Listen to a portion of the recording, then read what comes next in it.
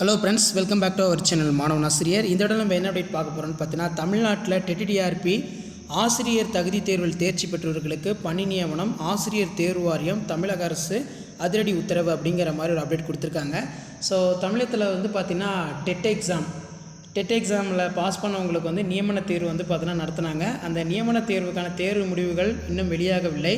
So dead தேர்வில் தேர்ச்சி பெற்றவர்களுக்கு அந்த தேர்வு முடிவுகள் வெளியானது பிறகு பணி நியமனம் வழங்கப்படும் அப்படிங்கிற மாதிரி பள்ளிக்கல்வித்துறை தரப்பிலிருந்து ஒரு அப்டேட் வந்து கிடச்சிருக்கு. ஆசிரியர்களுக்கு விரைவில் பணி. அன்பில் மகேஷ்.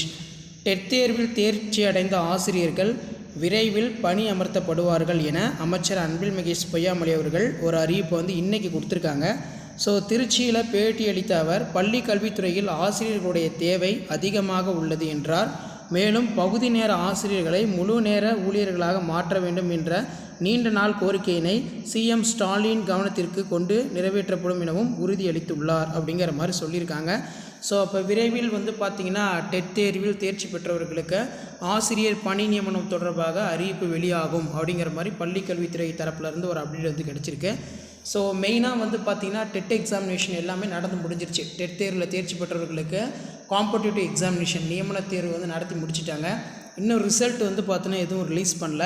ஸோ அப்படி ரிலீஸ் பண்ணுற அந்த தேர்வு முடிவுகள் வெளியானதுக்கப்புறம் அந்த கட்டாப்பை பேஸ் பண்ணி வந்து பார்த்திங்கன்னா டெட் தேர்வில் தேர்ச்சி பெற்றவர்களுக்கு பணி நியமனம் வந்து பார்த்தோன்னா வழங்கப்படும் விரைவில் அப்படிங்கிற மாதிரி பள்ளிக்கல்வித்துறை தரப்பில் இருந்து பார்த்தோன்னா ஒரு அப்டேட் கிடச்சிருக்கு.